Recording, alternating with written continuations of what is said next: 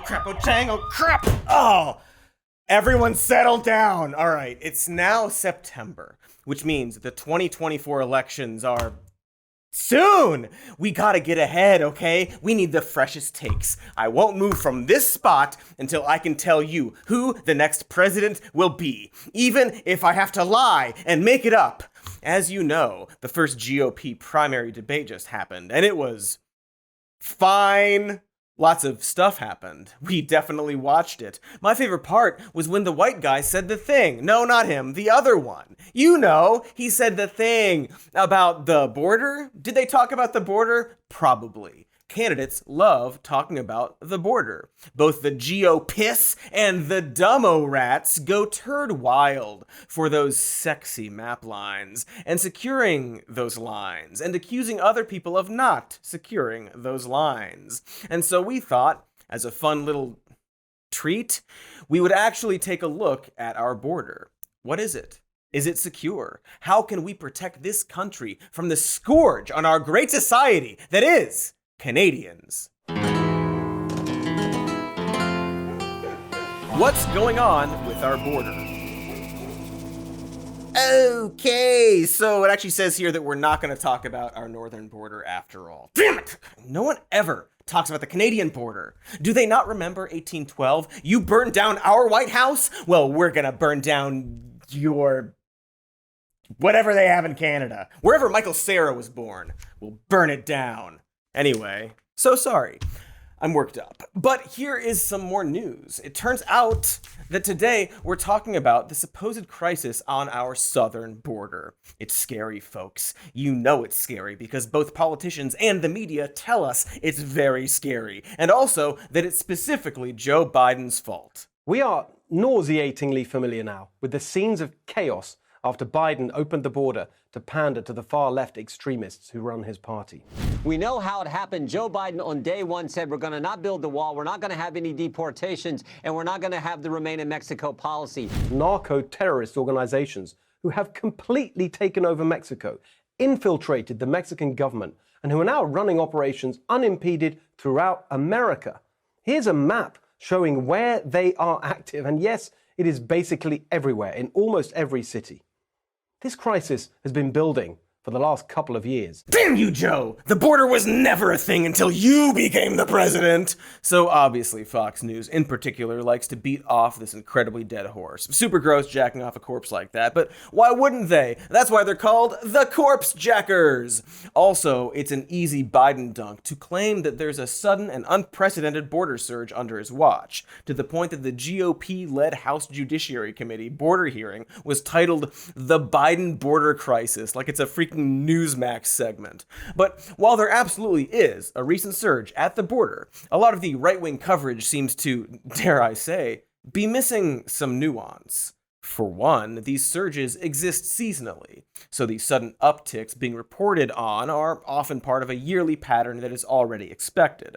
Often they happen in spring and die out when it gets hotter, although that pattern has been changing recently. Secondly, in terms of the larger overall surge, this particular one seemed to start in 2017, right when not Biden took office, and then swelled due to the coronavirus. It matches two other surges of similar numbers in history, both of which coincided with natural or economic disasters. My point being that yes, there is a surge at the border similar to past surges in the 90s and early 2000s, but that surge doesn't have much to do with American politics so much as events happening in other countries. Although America does have something to do with the overall problem, which we will certainly get to later. Boy, will we? Will we? Yes. We will. But in terms of individual declines and surges, it's not really related to who is the current president, especially when the vice president says this. Do not come. Do not come. Now, this isn't to say that presidential policies don't affect the border, but probably not in the ways that you'd think. It's complicated, don't you know? But of course, that doesn't stop us from heavily politicizing every curve on the graph. The big scary talking point of today is the fentanyl crisis, which is heavily linked to our border. According to the DEA, Mexican drug cartels are the main driver of fentanyl pouring into the U.S. So the argument is that since fentanyl is coming through our borders, increasing security will help fix the problem. Makes sense. There is an opioid problem in this country, after all, and a huge amount of the deaths caused by opioids are fentanyl related. The one snag, however, is that border security really doesn't fix that. And not just because the people responsible are sometimes cops themselves, although that's certainly something to consider, but according to experts, since fentanyl is extremely strong, it can be smuggled in very tiny quantities, meaning that it is very hard to spot. On top of that, Mexico simply doesn't have the infrastructure to take on the cartels internally. So unless we invade Mexico, which I'm just gonna say that we should not, we need to come up with a better solution. See, like everything else in this very smart and good country, the opioid crisis comes down to supply and demand. It was, of course, kicked off by pharmaceutical companies by overprescribing drugs like OxyContin, which led to illicit opioid use. And so the supply side is now, it's out of our hands. But we can't address the demand, possibly, which is obviously much easier said than done. The demand for opioids in this country is incredibly multifaceted. What Jennifer Silva, a professor of sociology and anthropology at Bucknell University, agrees is an everything problem. A combination of aggressive marketing by the pharmaceutical companies, a lack of government oversight and regulation of said pharmaceutical companies, rising income inequality, and the total lack of healthcare or social safety net have led to a world where, in the words of Princeton economists Ann Case and Angus Deaton, opioid overdoses, suicides, and alcohol abuse are the results of cumulative distress, or the overall failure of life to turn out as expected. So there you have it. If Biden really wanted to solve the border drug crisis, he could simply overhaul our entire public health sector and improve education, treatment centers, and everything else that makes us depressed. Yeah, people will love that and vote for him if he bans smartphones. Okay, perhaps fixing the opioid crisis is a bit complicated. So I guess it makes sense why Republicans have opted to just blame Democrats and or brown people. The GOP has quite effectively used the fentanyl crisis in particular to sow fear over immigrants crossing into the U.S. via the Mexican border. And the question becomes, how worried should every American be that the cartel violence will soon hit their own community? Well, it's already there. There's no doubt about it. Whether you look at the drug deaths that are going on throughout America, what happened, this tragic event in California where they're killing a 10-month-old baby, it amazes me that we don't address the criminal cartels, these transnational organizations that hate America, that are killing Americans every day. That's Sheriff Mark Daniels, director of Oscar-winning hit Everything Everywhere All at Once. Wait, no, he's a sheriff. His last name is Daniels. Sorry, he's a sheriff and one of the Republicans' favorite maws, rambling about the evil cartels while unrelated footage of people trying to immigrate plays alongside him. Just no effort at all to distinguish cartel violence from immigrants or asylum seekers. But by blurring this distinction, it makes it far easier for GOP ghouls to suggest grossly inhumane policies in the name of protecting America. If we were going to follow the law, would that not slow down the numbers, funnel in those who can make a legitimate asylum claim so that they could then be detained for an adjudication of that claim so they could still claim asylum, and Americans would be safer and migrants would be safer? That is Texas Representative Chip Roy arguing that we need to detain every asylum seeker until their individual cases are fully resolved. Literally just jail them all for the crime of needing our help and asking for it.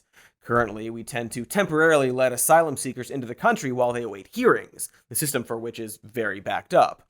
But Chip's bright idea is to, build massive detention centers to house the 1.6 million people currently seeking asylum. And I guess because of the backlog, they would have to just keep building more and more facilities until they just start turning people away. And that would prevent fentanyl how? And once asylum seekers stop coming as much and the facilities aren't needed as much, I assume they'll be used for some helpful purposes and not just be cages where we find reasons to put people in them, because that's what we like to do with cages. Or perhaps it doesn't really solve the problem so much as it punishes people for seeking asylum. But the GOP doesn't really need to offer any good solutions for the issue. And that's in part because they've successfully painted the other side as being bad at handling the border, even claiming that Democrats want open borders, a phrase that the right has been using since at least Obama, to frame the left as radical anarchist maniacs who hate America and want to let all the terrorists in to do all kinds of terrorisms. So hey, here's a a question. What exactly is Biden doing at the border? Is he f***ing the dog as badly as the GOP claims? How many miles of wall has he bulldozed? What chaos has he unleashed upon us God-fearing Americans? Or on the flip side, has Biden abolished ICE? Has he reunited all those kids with their families? Has he mended the wounds caused by the cruel policies of President Trump? Facing a record surge of migrants at the southwest border, President Biden is resorting to policies his critics call Trump light. Jeremy Robbins of the American Immigration Council sounded the alarm about a leaked proposal to resume detentions of migrant families who cross the border illegally. Oh, neat. Turns out he's just mostly doing Trump stuff. Despite making a lot of promises, Joe Biden has more or less stayed the course. And don't get me wrong, he has enacted some limitations to ICE. He ended worksite raids and got rid of long-term family detentions. Deportations and arrest numbers have gone significantly down since he took office. But there's a lot of shit he didn't do when it comes to ICE.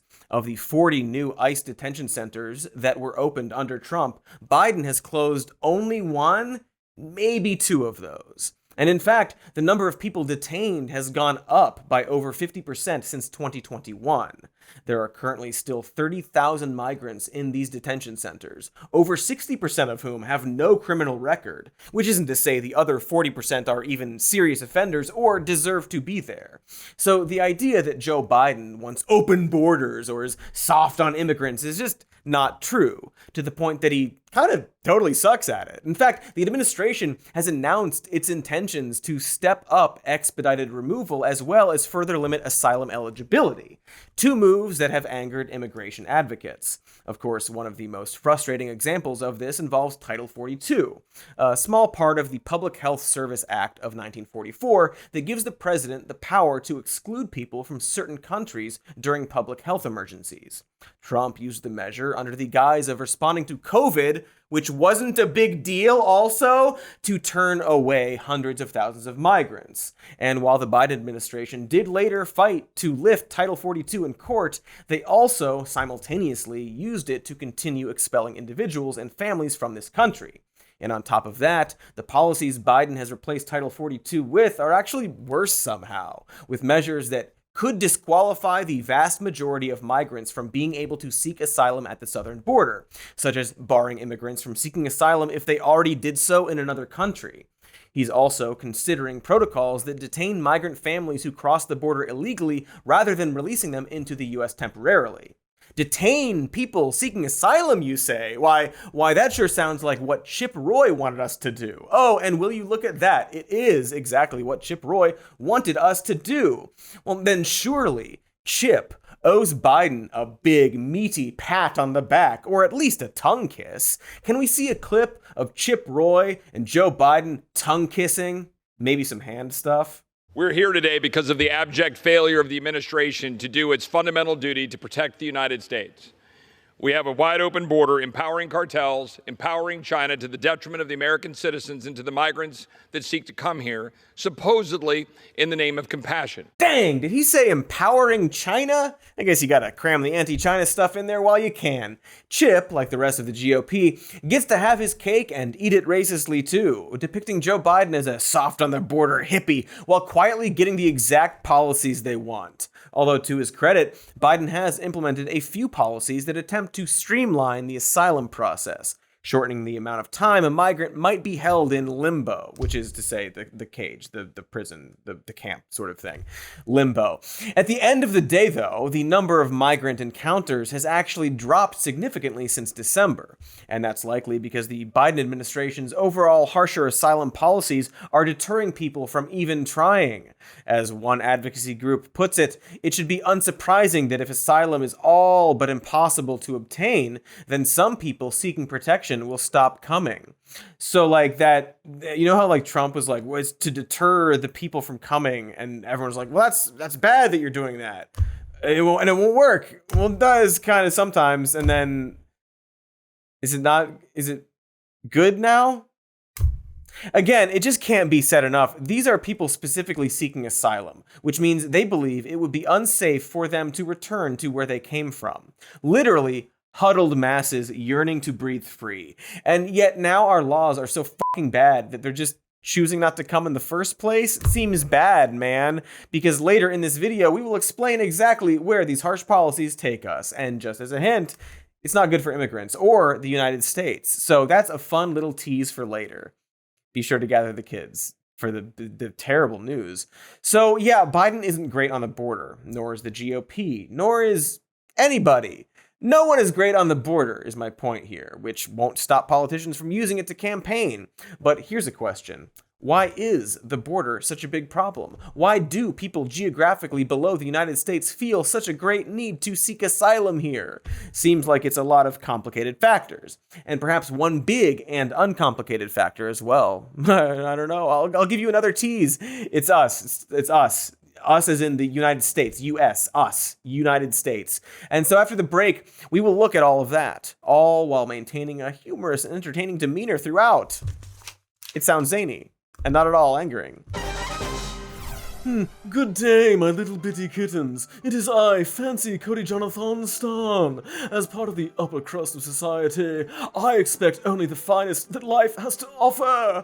Take vitamins, for an example. I could eat my vitamins in pill form, like some kind of dirt commoner. Or I can take AG1, which offers my daily vitamins in a more civilized drink form. I gave AG1 a try because of these advertisements, and it makes me feel like a dainty regal boy who gets the nutrition he needs no matter what I've eaten that day. It's an efficient and fancy way to take a multivitamin.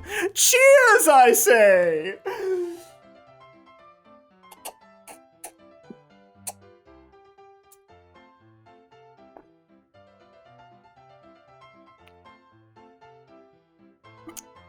Yeah!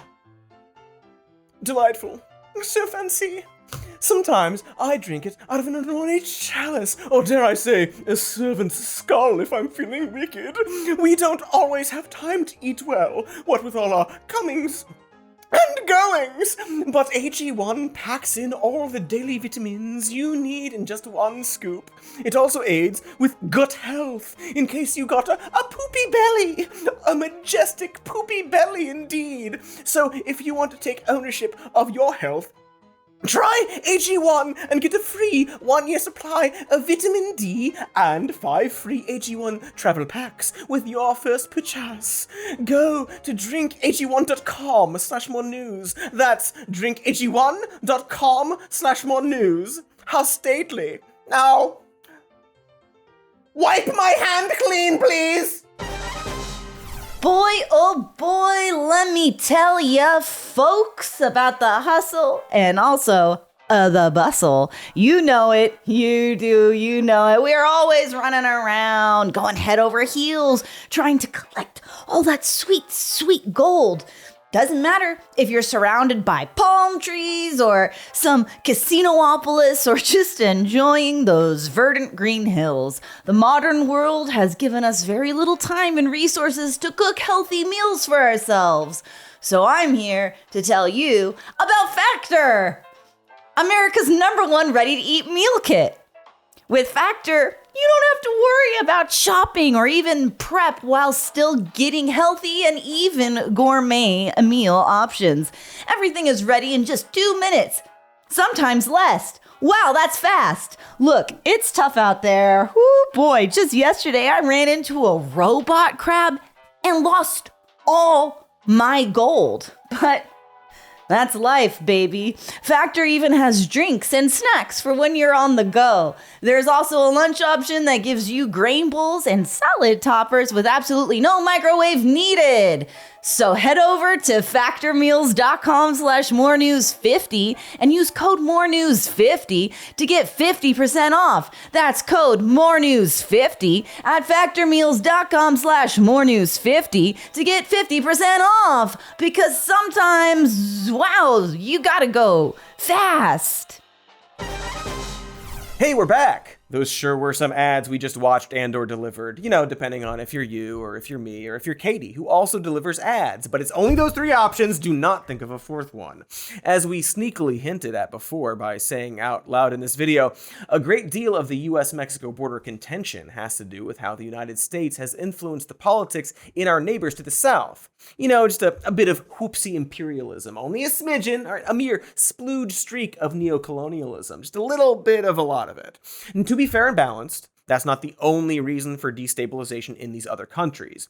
But it's pretty bold of us to take such a defensive stance on the border when the people seeking asylum perhaps wouldn't be doing that if it weren't for us crossing the border with our military and capital, and perhaps our super tiny need to enslave and dehumanize other people for the sake of capitalism. Heck, just the border alone is stained with a long history of U.S. shenanigans. And so it's time for some history. Please put on your history caps for this, which I'm sorry to say is one of those denim newsboy caps, but those are the rules, and I don't make the rules. I just enforce them. Hey, speaking of violence, like a lot of countries in the 1800s, America had all this labor that needed to be done. But gosh darn it, we didn't want to pay for that labor. So we just sort of kind of did a slavery. Just until we got our shit together, we swear it. And a lot of our early border disputes were specifically around that whole slavery jizz. Mexico had actually abolished slavery almost 30 years before the United States, which meant that people began crossing the border into Mexico to seek freedom. This is also around when Texas seceded from Mexico and joined the U.S. I guess because they wanted to be independent outlaws who still had slaves, and formed the Texas Rangers to maintain border security and battle Native Americans who were rudely born on the land we wanted to have. Point here is that the first version of U.S. border security is actually slave catchers working to keep enslaved people in Texas rather than to keep Mexican people out. It's ironic, like blowing Dave Coulier in your Chardonnay, or like when you have 10,000 spoons, but all you need is to suck off Dave Coulier. Anyway, 40 years later, the U.S. would pass the Chinese Exclusion Act of 1882, which suspended Chinese immigration for 10 years and made it impossible for Chinese immigrants to naturalize. This would cause a labor shortage, and so America would turn to Mexican immigrants instead, because someone had to build our railroads. Remember, we wanted labor, but didn't want to pay much for it. That was really important to us. It's really important we don't pay that much, all right? So what other choice did we have? I mean, pay people livable wages? Get real! Railroad companies went into El Paso and set up recruitment efforts. By the early 1900s, there were more than 16,000 Mexican immigrants working on the railroads. This is fine for a minute until the Mexican Revolution starts in 1910. Suddenly, Mexican people aren't just coming across the border to do miserable physical labor for us, they're coming to escape the conflict in their own country and seek a better life in America. Gross! We want your labor, not your baggage! In response, U.S. Armed Forces and a series of independent militias, including the Texas Rangers, begin to organize along the border to keep them out. Then, in 1924, we established the Border Patrol, and they basically exist to serve whatever perceived threat we had at the time. Originally, they were focused on bootleggers, for example. Later, Nixon would launch Operation Intercept, which was focused on drugs, of course. Different presidents would have different policies, and so on and so such. In 1994, the North American Free Trade Agreement, or NAFTA, went into effect. That is an agreement between the US, Canada, and Mexico that creates a free trade zone between the 3 countries and creates a trilateral trade bloc between them.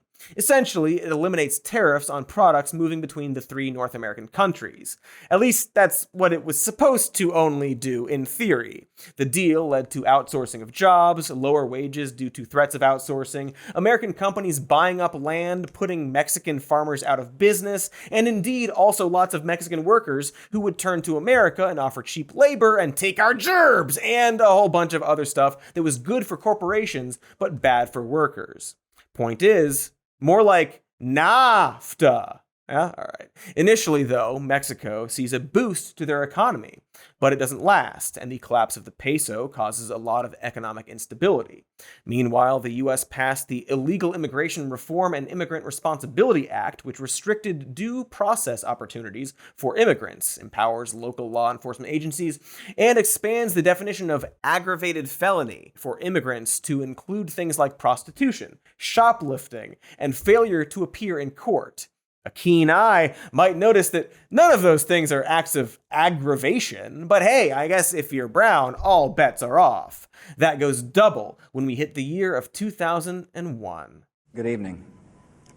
Today, our fellow citizens, our way of life, our very freedom came under attack in a series of deliberate and deadly terrorist acts. Jeez! Pretty dramatic way to talk about Jurassic Park 3, but I get it. Okay, so we get our precious 9/11, and suddenly people are in a frenzy over terrorism from the Middle East, and that fear grows into general xenophobic anxiety about people who look or sound different. Bush then created the Department of Homeland Security, which famously sucks wads, along with ICE. And that's important to note.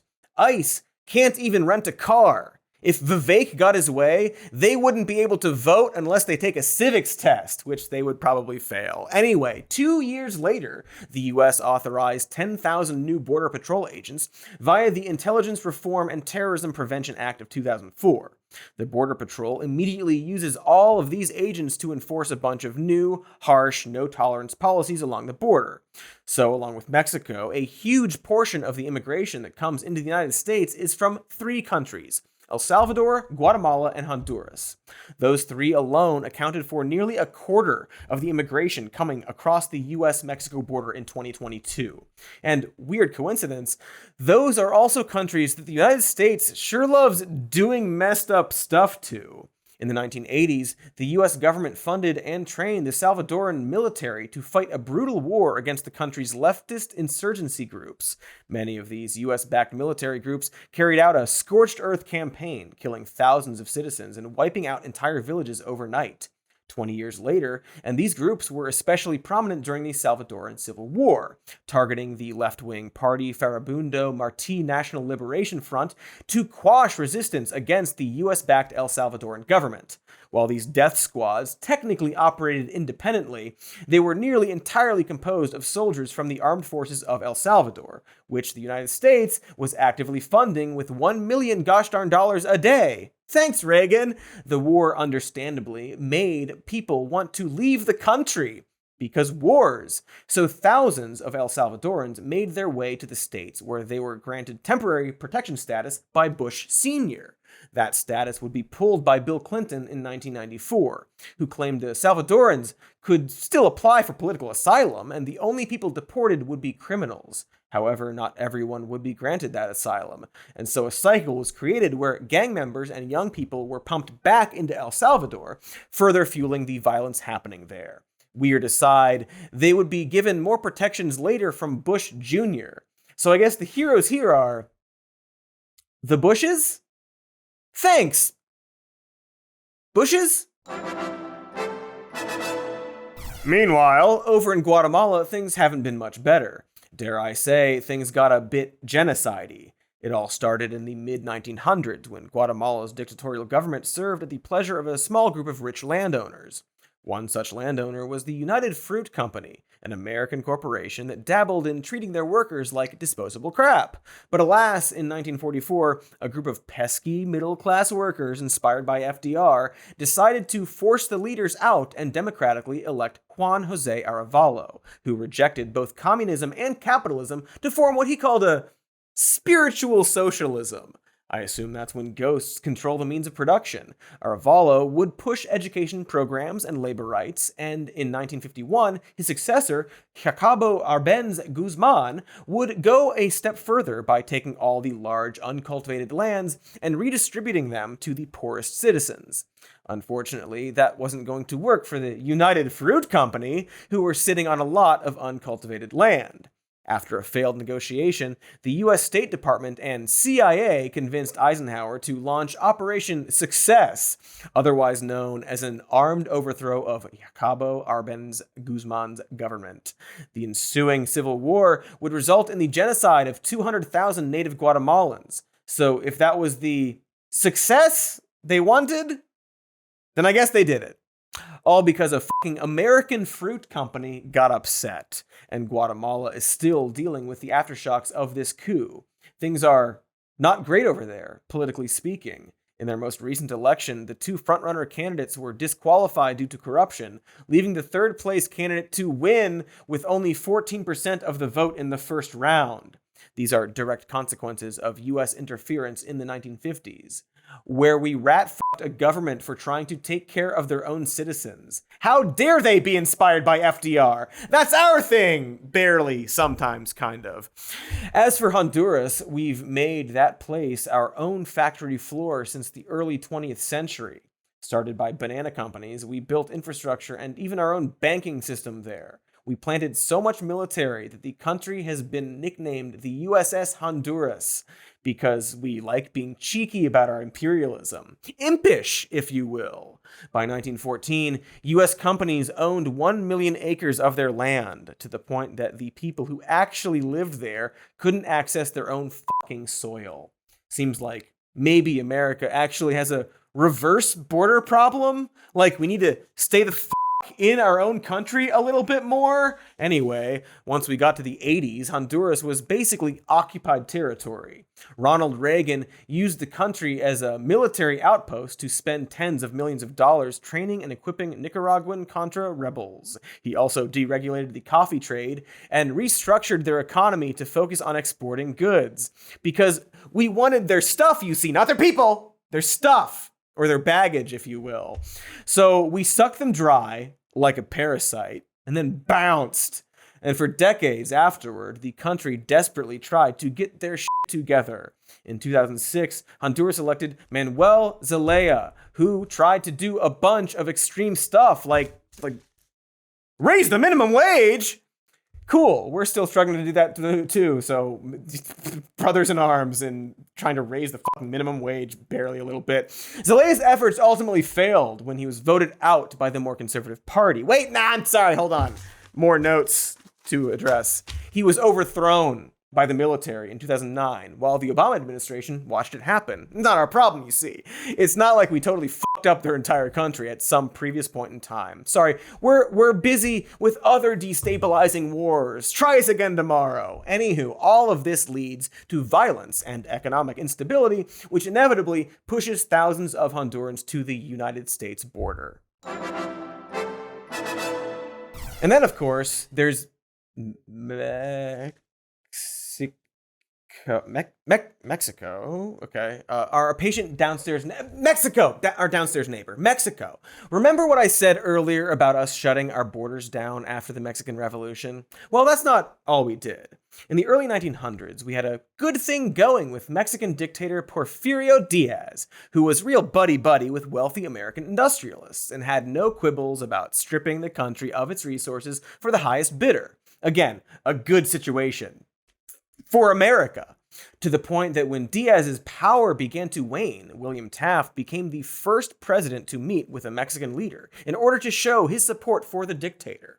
Afterward, Taft wrote to his wife about how worried he was about a Mexican revolution, not because of violence or politics, but because America had $2 million invested in the country. And sure enough, there was a revolution. And as a result, Diaz f***ed off in 1911. This would lead to the election of Francisco Madero, a liberal reformist who pushed for a democratic Mexico. So, yeah, he had to go. It didn't help that his own administration became corrupt as well. So the U.S. endorsed a coup that led to Madero being assassinated in 1913. You know, because of all the stuff I just said. The United States then supported General Victoriano Huerta to replace Madero, but eventually flip-flopped when Woodrow Wilson took office. Wilson would go on to send troops into Mexico, not once, but twice, after being pressured to do so by, quote, American business interests. Yes, Wilson also spoke up about the guy being a dictator, but we didn't really have an issue with that in the past. Huerta's biggest sin was being unable to protect U.S. interests in the country. And so, looking to capture the ports of Veracruz, American warships fired on the city, leading to civilian casualties. Eventually, we helped remove Huerta by arming the revolutionary forces, and we also did a bunch of other stuff there as well, basically swapping leaders like we were trying on dresses at the mall. So, TLDR of all this is that over the last 200 or so years, America has put its sticky little fingers all up in Mexico and Central America, persistently contributing to its destabilization and then scoffing when their citizens dare to migrate here while simultaneously exploiting them for cheap labor. And I don't know, it seems weird that this isn't how we frame the border conversation, right? Even today, we see echoes of our imperialistic roots in the way we regard our neighbors. In what you could call a Dave Coulier-blowing twist, recently, we've seen Americans moving into Mexico in search of a lower cost of living. And sure enough, that will inevitably raise the cost of living for everyone who was already living there. You know, Mexican people living in Mexico. All in all, the so-called border problem is, like many of the things we talk about on this show, an infinitely more complicated problem than any mainstream politicians seem to give it credit for, and one that America ultimately has played a pretty large part in creating in the first place. But because solving it means having to reconcile centuries of wrongdoing, we simply boil it down to two honkies arguing over which party is tougher on immigrants, when the reality is that both parties are pretty fucking shitty. Congratulations, everyone blows. Dave Coulier.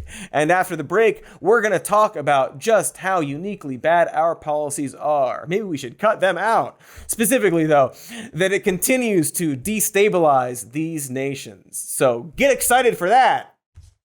So excited you are. Dave Coulier. Hey there, butt fans! It's me, Katy, telling you about the Hello Tushy bidet.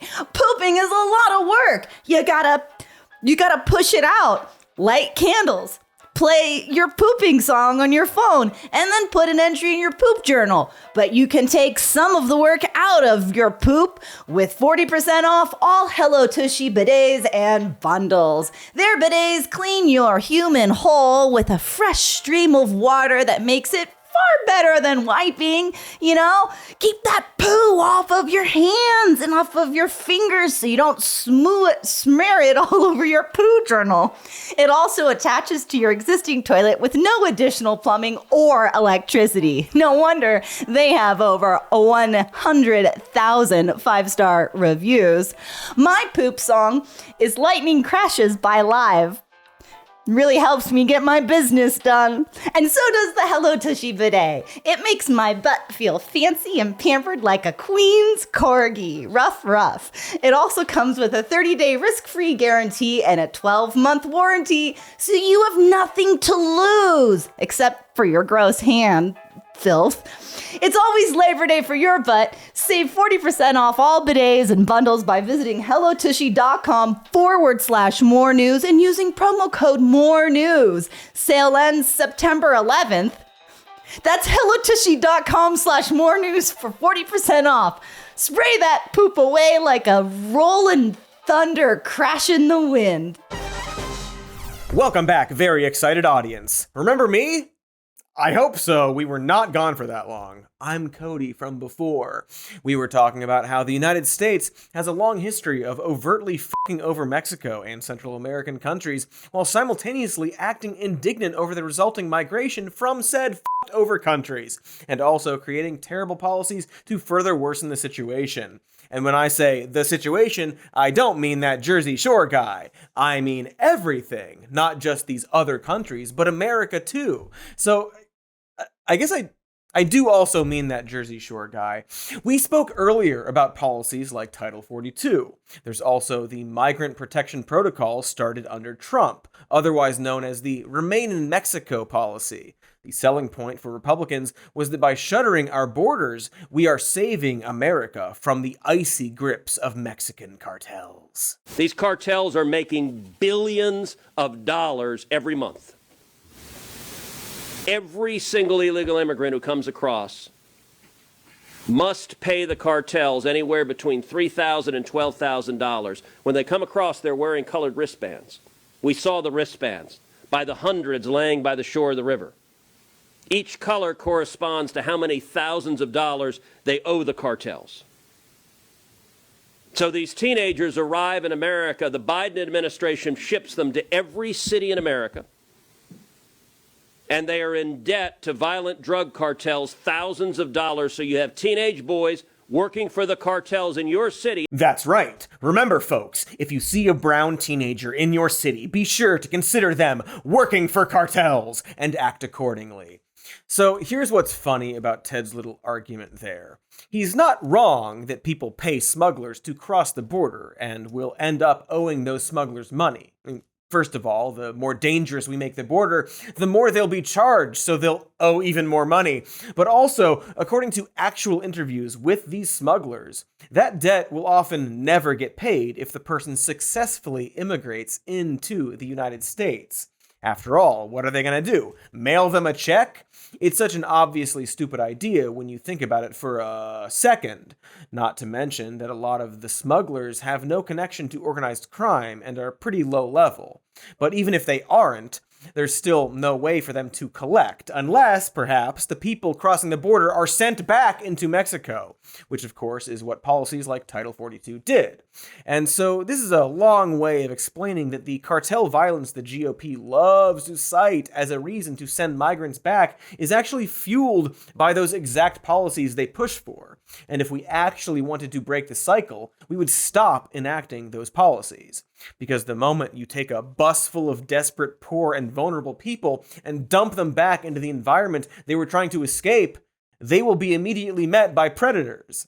Since Biden took office, the nonprofit Human Rights First has documented 10,318 instances of violent attacks against migrants being expelled back to Mexico under Title 42.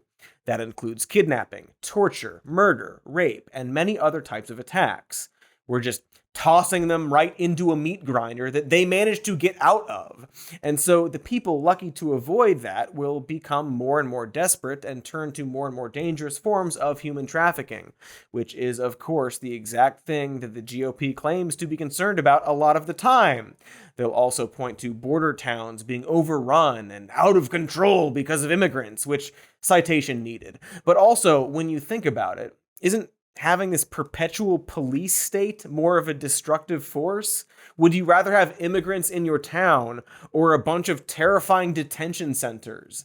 Isn't it worse to continue this symbiotic relationship between cartels, border agents, and smugglers paying off those border agents to continue this cycle of immigrants being tossed back and forth over the border, often to the extreme danger of the people being used like game pieces? Just into CNN, disturbing new video showing detainees locked behind gates at a migrant center in Mexico as a deadly fire broke out. Just this March, 40 people died at a Mexico-run border facility due to a fire.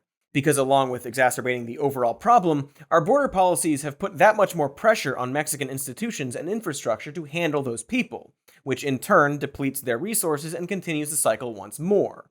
And it kind of seems like maybe that's actually the point. Like, the border issue is complicated, but the things making it worse aren't very. We can stop doing those things, but choose not to.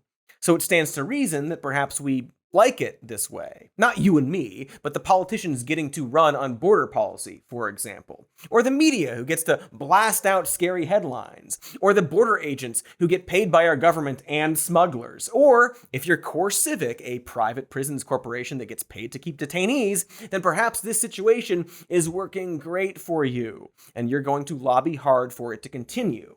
There's an entire ecosystem around keeping things exactly the way they are, while simultaneously complaining about them and promising reforms.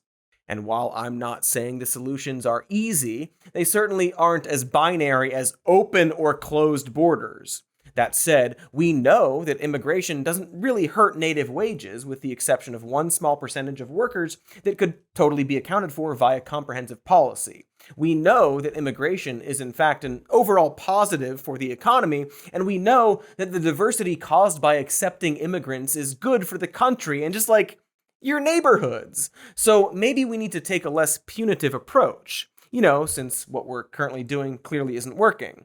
And maybe we need to depoliticize this subject and instead approach the issue the way it needs to be approached, as a humanitarian crisis that we played a role in creating in the first place. Because, all things considered, America actually has it pretty easy borders-wise.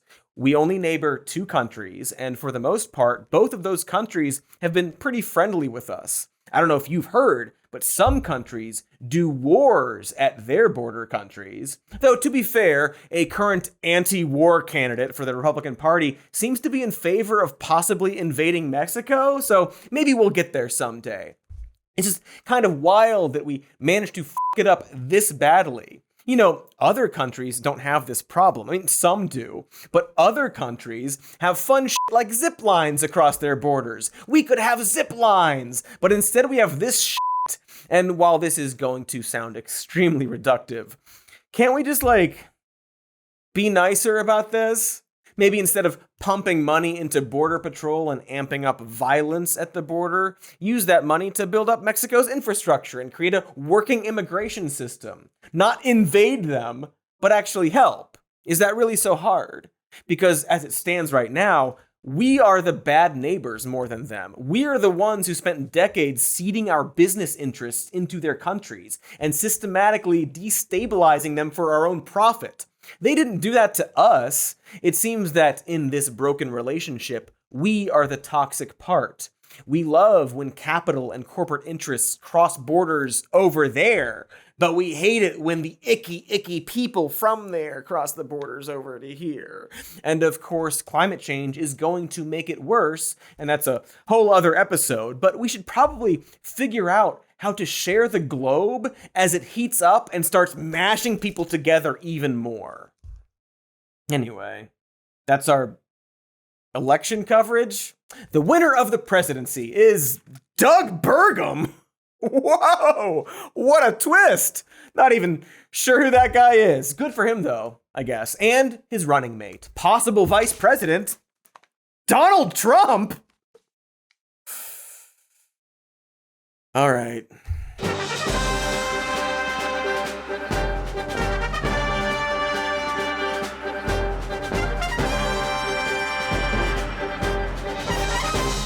Burgum Trump. Make America Burgum Trump. Oh, it's not Burgum, it's Bergman. Ingrid Bergman and Trump are running for president. That makes more sense. Hi. What's up? Thanks for watching the episode. Make sure to like the video, please, and subscribe to the channel the video's on, please. Leave a comment if you want, please. We've got a patreon.com/somemore-news. We've got a podcast called Even More News, where the podcasts are. You can listen to this show as a podcast if you want to not have visuals to it. It's called Some More News. It's also where the podcasts go and live and are and can be listened to. So we also have merch with stuff on it. So, buttons. Thanks for watching.